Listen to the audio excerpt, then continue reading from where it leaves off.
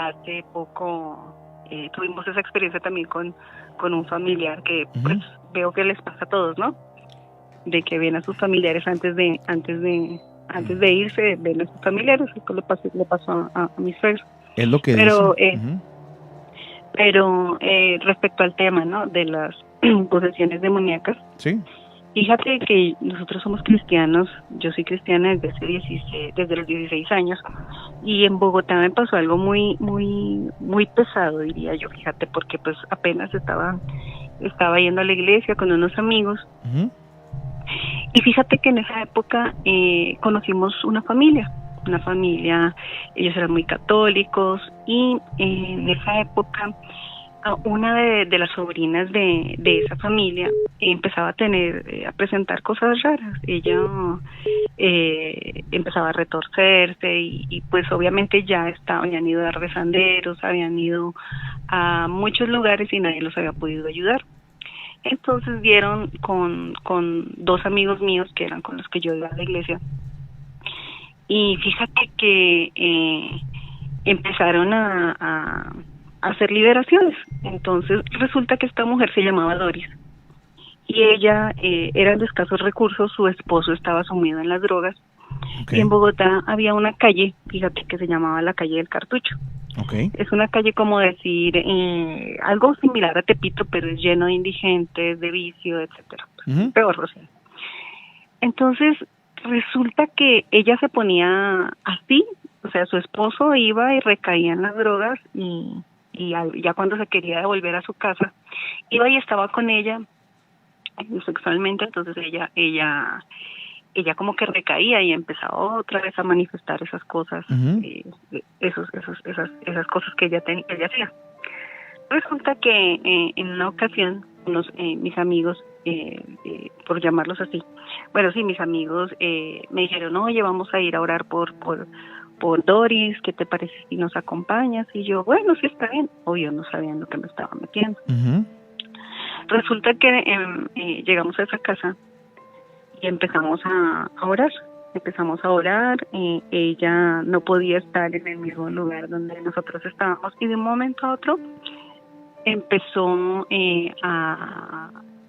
empezó a manifestarse el espíritu que estaba dentro de esa muchacha, dentro de Doris. Ok.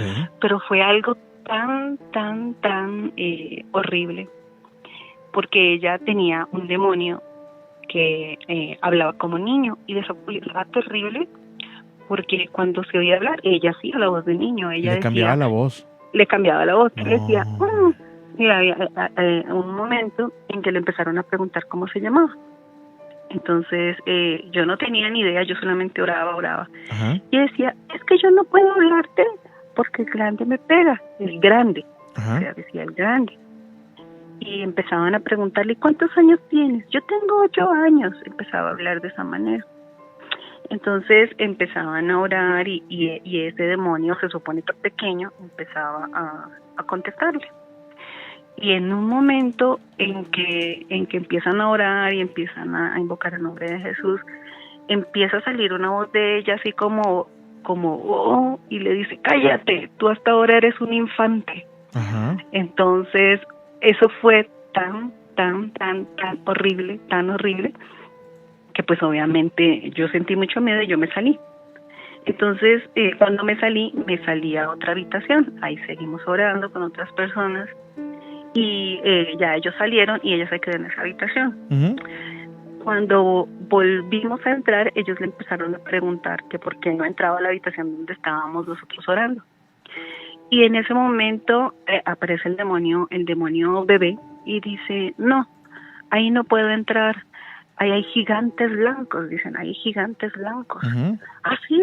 ¿Y qué pasa? No, ellos no me dejan entrar, dice. O sea, era el demonio diciendo, no, ahí hay ángeles, o sea, no puede entrar donde nosotros estábamos orando. Ajá. Sí, sí, sí. Así pasó. A mí, pues obviamente, ya oramos, así quedó. Ella era tan desgastante la liberación, que cuando quedó dormida, quedó así. Se supone que ya había estado liberada. Error. Volvió su esposo a recaer en la droga, volvió y tuvo relaciones con ella, y otra vez ella recayó. Ujú. y ella no sabía que nosotros íbamos a orar por ella porque su familia nos había llamado. Y cuando ella empieza a escuchar, o sea, cuentan sus familiares que cuando nosotros estábamos a 2 cuadras de la casa, ella empezó a hablar y decía, ¿qué? ¿Cómo? ¿Que ahí viene? Que sí. Oh, no. Y en ese momento, 2 cuadras que ya nosotros íbamos a llegar a su casa, ella ya sabía que nosotros íbamos a llegar. No Y salió manches. corriendo, Qué miedo. nadie pudo atraparla. Ella tenía una fuerza descomunal que se Ajá. perdió. Esta vez se perdió y fue muy difícil que la encontraran. Ya únicamente fuimos y oramos a su casa, Ajá. pero nos explicaba a su familia que ese demonio es como, o sea, lo que nosotros entendimos es que los demonios tienen como una cadena, o sea, ellos hacen como lo del teléfono, uno le dice al uno, el uno le dice al otro, porque los demonios no son omnipresentes, Dios Ajá. sí es omnipresente. Entonces uno le decía al otro hasta que ella se enteró que nosotros, antes de que nosotros llegáramos, que ella ya sabía que nosotros íbamos. Ajá. Y así quedó, hasta que en una velada en una iglesia nos pusimos precisamente pues la llevamos como para que a ver si de pronto con el pastor y toda la congregación Ajá. podían ya en todos unidos liberarla. Y sí, empezamos a orar, y de un momento a otro se empieza a retorcer. Pero yo no olvido cómo se empezó a retorcer, porque sus piernas empezaron a retorcer de una manera tan terrible. Ajá. Pero cuando se empieza a retorcer, por la vena empieza a salir como un líquido verde y olía terrible, terrible. Sus manos las hacía así como con la señal de los rockeros, así, Ajá, de sí, los sí. cachos del macho cabrío. Ella los dedos los dejaba así, hasta que fue tanto el impacto para ella que quedó totalmente inconsciente, pero porque no soportaba obviamente la presencia del Señor en ese momento. Sí.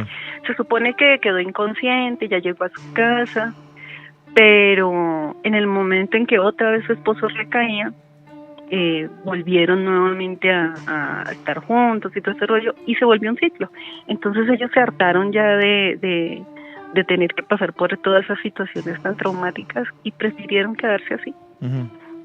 Y después de 2 años que los volvíamos a encontrar, seguían en la misma situación, o sea, en donde estaba, y nos contaban sus tíos que era terrible, era el espíritu bebé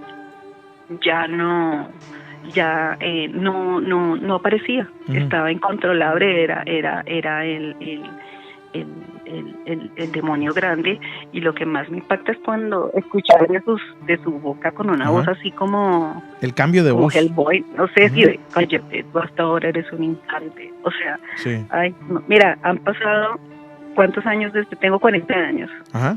Desde los 16 años, y no puedo olvidar ese momento tan escalofriante que viví.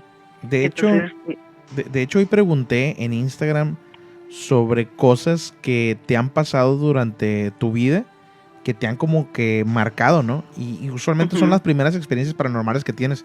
Yo creo que en tu caso sería este. Sí, no, la única y la última, porque después entendí que esas cosas son un poco delicadas y no cualquiera puede hacerlas, ¿no?